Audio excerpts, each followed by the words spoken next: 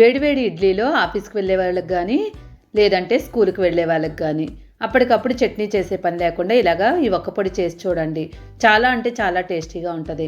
5 star rating కిచెన్ని ఆదరిస్తున్న అందరికీ నా ధన్యవాదములు. వీడియో నచ్చితే తప్పకుండా లైక్ చేయండి. ముందుగా దీనికోసం నేను ఇక్కడ పొయ్యి మీద ఒక ప్యాన్ పెట్టుకున్నాను. ప్యాన్ హీట్ అయిన తర్వాత 1 కప్పు వరకు పచ్చిశనగపప్పు వేసుకోండి. ఇది సుమారుగా 50 గ్రాములు ఉండేలాగా చూసుకోండి. ఇప్పుడు ఈ శనగపప్పును మనం దోరగా వేయించేసుకోవాలి. దోరగా వేయించిన తర్వాత ఇప్పుడు చూడండి, మనకి వేయించిన తర్వాత ఈ కలర్ వచ్చేయాలి.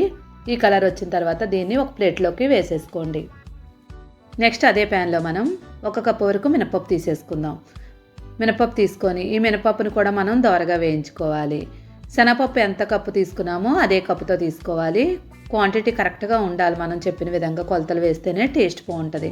మినపప్పు వేగిపోయింది కదా, ఇలాగా మినపప్పు వేగిన తర్వాత దీనిలో 1/2 కప్పు వరకు మనం నువ్వులు తీసుకోవాలి. నువ్వుపప్పు, తెల్ల నువ్వులు ఉంటాయి కదా, వాటిని తీసుకొని ఇప్పుడు ఈ నువ్వుపప్పు వేసిన తర్వాత దీన్ని కూడా దోరగా వేయించుకోండి. నువ్వుపప్పు వేయడం వల్ల కాల్షియం ఎక్కువగా ఉంటుంది, ఆరోగ్యానికి కూడా చాలా మంచిది. ఈ పొడి కూడా టేస్ట్ అనేది చాలా బాగుంటుంది. నువ్వులను మాత్రం స్కిప్ చేయకుండా తీసుకోండి. ఇప్పుడు వీటిని కూడా వేయించుకున్న తర్వాత ప్లేట్లోకి తీసేసుకోవాలి.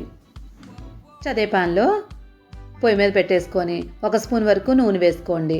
నూనె బాగా వేడైన తర్వాత ఎండుమిరపకాయలు వేసుకోవాలి. ఇక్కడ నేను కాశ్మీరీ రెడ్ చిల్లీ వేసుకుంటున్నాను సగం, నార్మల్ ఎండుమిరపకాయలు సగం వేసుకుంటున్నాను.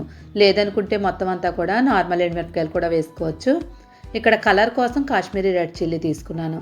సుమారుగా ఇవి 16 నుండి 18 ఉండేలాగా చూసుకొని వీటిని 2 నిమిషాల పాటు వేయించుకోండి. ఇవి కొంచెం వేగిన తర్వాత 2 రెమ్మల వరకు కరివేపాకు వేసేసుకోవాలి. మరీ ఎక్కువ కరివేపాకు వేసుకున్నా కూడా ఫ్లేవర్ అంతా మనకి కరివేపాకు వాసన వస్తుంది. మరీ ఎక్కువ వేసుకోకుండా 2 రెమ్మలు వేసుకొని వీటిని దోరగా వేయించుకొని ప్లేట్లోకి తీసేసుకొని స్టవ్ ఆఫ్ చేయండి. ఇప్పుడు అదే ప్యాన్లో 1 స్పూన్ వరకు జీలకర్ర తీసుకోండి.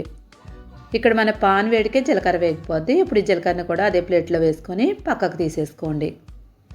ఇవన్నీ కూడా పూర్తిగా చల్లారనివ్వండి.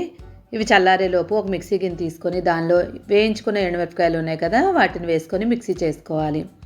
ఇక్కడ బరకగా చేసుకోండి. ఇలాగా మనం బరకగా మిక్సీ చేసుకున్న తర్వాత ఆల్రెడీ మనం వేయించి ఉంచుకున్నాం కదా నువ్వులు, శనగపప్పు, మినప్పప్పు, వీటినన్నిటినీ కూడా చల్లారిన తర్వాత మిక్సీ గిన్నెలో వేసుకొని మిక్సీ చేసేసుకోవాలి. ఇక్కడ పొడి అనేది మెత్తగా ఉండకూడదు, అసలు కొంచెం బరకగా ఉంటేనే తినేటప్పుడు మనకి పంటికింత తగులుతూ ఉంటుంది. మరి మెత్తగా చేసుకున్నట్లయితే కనుక అంత టేస్ట్ రాదు. రుచికి తగినట్లుగా ఉప్పు వేసుకొని మిక్సీ చేసేసుకోండి. మిక్సీ చేసుకున్న తర్వాత చూడండి, పొడి అనేది రెడీ అయిపోయింది మనకి. ఈ పొడిని మనం ఒక బౌల్లో కానీ లేదంటే గాజు సీసాలో వేసుకొని 1 మంత్ వరకు స్టోర్ చేసుకోవచ్చు. చూడండి, మనకి బరకగా ఎలా కనిపిస్తుందో ఇలాగ ఉండాలి. ఇప్పుడు గాజు బాటిల్లో వేసేసుకుందాం. ఇదంతా కూడా గాజు బాటిల్లో వేసుకొని స్టోర్ చేసుకోండి. చాలా టేస్ట్గా ఉంటుంది. పిల్లలకి అప్పటికప్పుడు మనం టిఫిన్లోకి చేయాలంటే ఇలా చేసుకోవచ్చు. ఇక్కడ మనం 2 రకాలుగా ఇడ్లీతో ఎలా తీసుకోవాలనేది చూద్దాం. ఇది ఇడ్లీతోనే కాదు, మనకి దోశలోకైనా దేనిలోకైనా కూడా బాగుంటుంది. ఇప్పుడు వేడివేడి ఇడ్లీలు తీసుకుందాం. పొయ్యి మీద నుంచి ఇడ్లీలు తీసుకుందాం.